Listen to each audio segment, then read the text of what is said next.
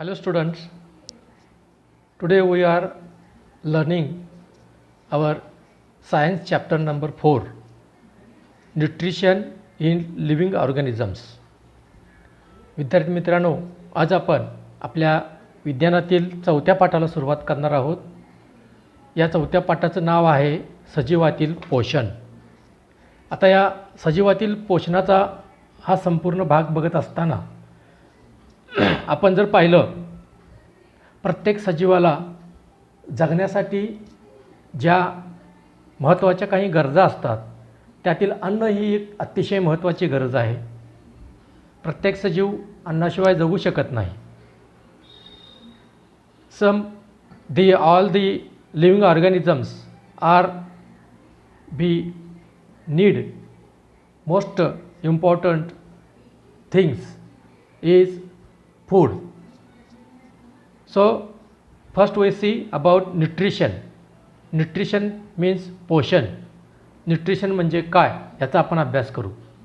Some life processes go on continuously in living organisms.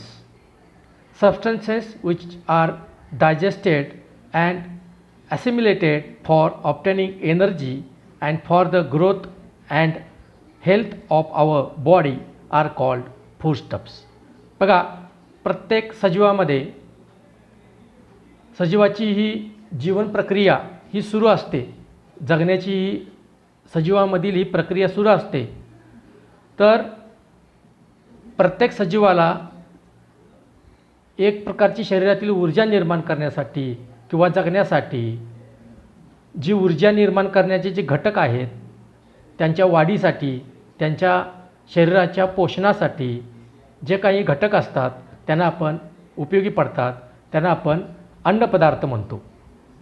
त्यांचं पोषण आणि सात्मीकरण होतं आणि ही जी प्रक्रिया आहे हे करण्यासाठी जे घटक उपयोगी पडतात त्यांना आपण फूडस्टफ्स म्हणजे अन्नपदार्थ म्हणतो. We get several types of nutrients from foodstuffs. आपण या वेगवेगळ्या प्रकारच्या अन्नपदार्थापासून शरीराला अनेक पोषक द्रव्ये मिळतात. Nutrients can be classified into 2 types, नेमली मॅक्रोन्यूट्रिएंट्स अँड मायक्रोन्यूट्रिएंट्स. बघा, हे जे पोषक द्रव्य आपण जे मिळवतो हे पोषक द्रव्य दोन पद्धतीनुसार त्यांचं वर्गीकरण केलं जातं. एक आहे मॅक्रोन्यूट्रिएंट्स आणि दुसरा आहे मायक्रोन्यूट्रिएंट्स. म्हणजे जो मॅक्रोन्यूट्रिएंट्स आहे त्याला बृहत पोषक द्रव्ये म्हणतात आणि मायक्रोन्यूट्रिएंट्स म्हणजे सूक्ष्म पोषक द्रव्ये. ही दोन प्रकारची पोषक द्रव्ये आपल्या शरीराला आवश्यक असतात. त्या दोन प्रकारच्या अन्नपदार्थातून हे असे दोन पोषक द्रव्ये आपण मिळवतो. Nutrients like carbohydrates, proteins and fats are required in large quantity. बघा, आपल्या शरीराला जे काही पोषक द्रव्ये आहेत, उदाहरणार्थ कार्बोहायड्रेट्स त्यांना आपण कर्बोदके म्हणतो, प्रोटीन्स त्यांना आपण प्रथिने म्हणतो आणि फॅट्स त्यांना आपण स्निग्ध पदार्थ म्हणतो. हे जास्त प्रमाणात आपल्या शरीराला आवश्यक असतात, मोठ्या प्रमाणात हे लागतात. म्हणून तर आपण त्यांना काय म्हणतो, बृहत पोषक द्रव्ये, जे भरपूर आपल्याला आवश्यक असतात. रोजच्या जेवणामध्ये कार्बोहायड्रेट, प्रोटीन आणि फॅट्स हे असावेच लागतात. कर्बोदके, प्रथिन आणि स्निग्ध पदार्थ हे आपल्या रोजच्या जीवनामध्ये असावेच लागतात जेवणामध्ये, कारण ते भरपूर लागतात. म्हणून त्यांना आपण बृहत पोषक द्रव्ये म्हणतो. And vitamins are required in very small quantity. They are called nutrients. विटॅमिनसारखे जे काही किंवा मिनरल्स आणि विटॅमिन्स हे जे आहेत हे अतिशय क्षार व जीवनसत्वे आपण त्यांना म्हणतो.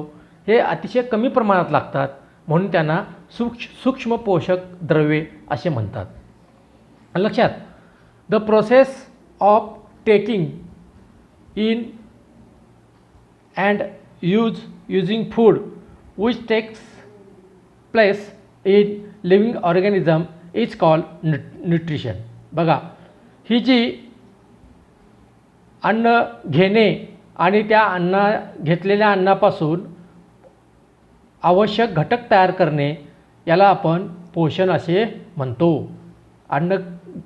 सजीव अन्न घेतात आणि त्या अन्नापासून शरीराला आवश्यक असे पोषक घटक तयार करतात, यालाच पोषण असे म्हणतो.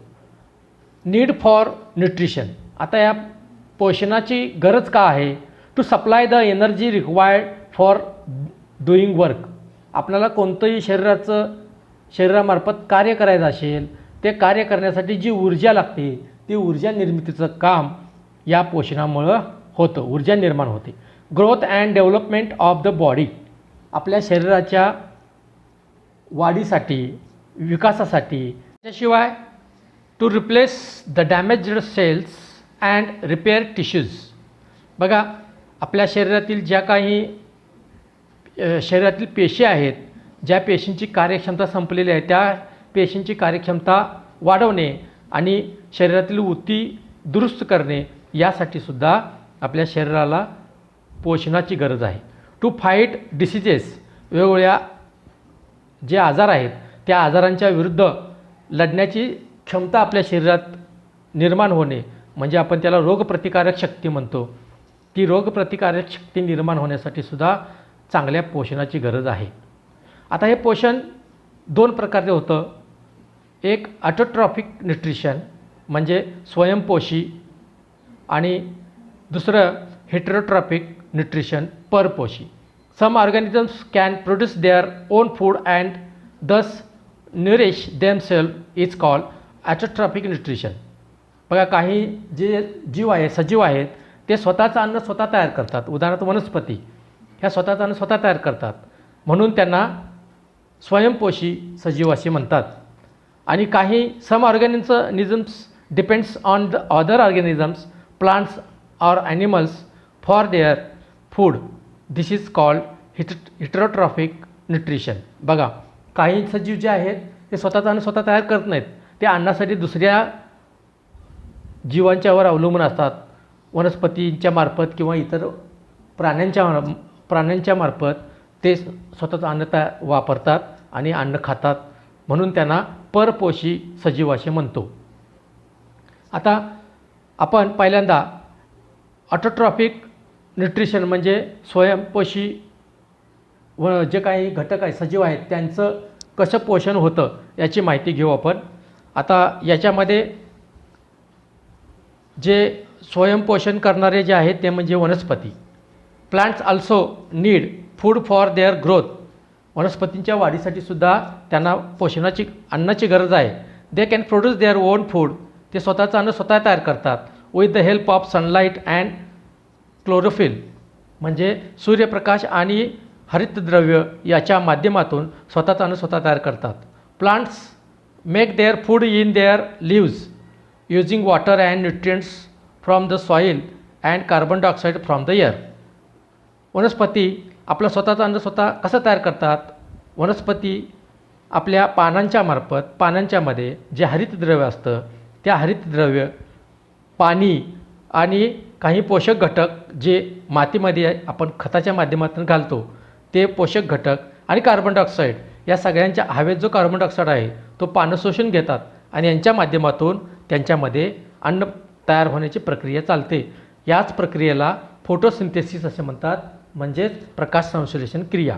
दिस process is called as photosynthesis म्हणजे प्रकाश संश्लेषणाची क्रिया.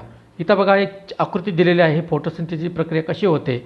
या ठिकाणी मातीमध्ये जे काही पोषक घटक आहेत ते मुळं शोषून घेतात, ते पानापर्यंत येतात. पानांच्यामध्ये जे हरितद्रव्य असतं त्या हरितद्रव्य जे काही आकाशामध्ये परिसरामध्ये हवेमध्ये जो कार्बन डायऑक्साईड वायू आहे तो शोषून घेतला जातो पाण्याच्या माध्यमातून. त्याचबरोबर प्रकाशामधून या हरितद्रव्यांच्या माध्यमातून या ठिकाणी अन्नाची प्रक्रिया तयार होते आणि ऑक्सिजन बाहेर सोडला जातो. अशी ही प्रकाश संश्लेषणाची क्रिया होते. याचं रासायनिक जी काही अभिक्रिया कशी होते बघा. CO2 म्हणजे कार्बन डायऑक्साईड, त्याच्यामध्ये पाणी मिक्स, कार्बन डायऑक्साईड आणि पाण्याचं काय होतं या ठिकाणी संयोग होतो आणि त्याचा संयोग होण्यासाठी सूर्यप्रकाश आणि हे हरितद्रव्य मदत करतं आणि मग C6H12 आणि O6 म्हणजे ग्लुकोज या ठिकाणी अन्न तयार होतं आणि जे काही ऑक्सिजन तयार होतं ते बाहेर सोडलं जातं. अशा प्रकारची रासायनिक अभिक्रिया वनस्पतींच्या मध्ये होत असते. Plants convert light energy into chemical energy and store it in the form of food. वनस्पती ह्या प्रकाश ऊर्जेचं रासायनिक ऊर्जेमध्ये रूपांतर करतात आणि ते अन्नाच्या माध्यमातून आपल्यामध्ये साठवून ठेवतात. Water minerals and salts are absorbed by roots from the soil. मुळांच्या माध्यमातून पाणी, पोषक घटक, क्षार हे काही जे आहे ते आपण ज्यावेळी जमिनीमध्ये टाकतो ते जमिनीतून हे मुळं शोषून घेतात आणि the stem transports them up to the leaves. मग ते खोडांच्या माध्यमातून वाहून नेऊन पानांच्यापर्यंत नेलं जातं. The leaves have microscopic openings called stomata through which they take in the carbon dioxide from the air. मग या पानांच्यामध्ये जे काही हरितद्रव्य असतं त्या हरितद्रव्याच्या माध्यमातून पानांच्यामध्ये हवेतील कार्बन डायऑक्साईड शोषून घेतला जातो. The chloroplasts present in the leaves contain chlorophyll which absorbs sunlight helping to convert carbon dioxide and water into food. अशा पद्धतीनं हरितद्रव्यांच्या माध्यमातून प्रकाशामध्ये सूर्यप्रकाशामध्ये त्या कार्बन डायऑक्साईड वायूचं आणि पाण्याचं अन्नामध्ये रूपांतर केलं जातं आणि ऑक्सिजन हा बाहेर टाकला जातो. Oxygen is given out in this process. या प्रोसेसमध्ये ऑक्सिजन हा बाहेर टाकला जातो. इथं या ठिकाणी दिलेलं आहे बघा, पानांच्यामध्ये जे हरितद्रव्य आहे त्या हरितकण आहेत, त्या हरितकणांच्या माध्यमातून या ठिकाणी प्रकाश संश्लेषणाची क्रिया होते. Besides leaves photosynthesis takes place in the same other part like green stems too as they contain chlorophyll. अशा पद्धतीनं या ठिकाणी प्रकाश संश्लेषणाच्या क्रियेमध्ये जे काही त्यामुळंच वनस्पतींची खोडं जी आहेत ती हिरवी दिसतात, पानं जी आहेत ती हिरवी दिसतात. Transport system in plants. आता ही वहनाची जी क्रिया आहे या पानांच्यामध्ये कशी होते तर ती या ठिकाणी दाखवलेली आहे बघा. इथं जर आपण आकृती पाहिली तर ट्रान्सपोर्ट सिस्टीम इन प्लांट्स, झायलम आणि फ्लायम, म्हणजे झायलम ज्या निळ्या रंगात दाखवलेल्या आहेत त्याला जलवाहिन्या म्हणतो आणि गुलाबी रंगात दाखवलेल्या आहेत त्या रसवाहिन्या आहेत. निळ्या रंगाच्या जे काही वनस्पतीमध्ये रसवाहिन्या असतात ते जलवाहिन्या असतात ते जल वाहून न्यायचं. त्यानंतर या गुलाबी रंगाच्या ज्या काही रसवाहिन्या आहेत त्या वनस्पतीच्या प्रकाश संश्लेषणाच्या क्रियामध्ये जे काही अन्न घटक तयार झाले आहेत त्याला पोषक घटक म्हणतो.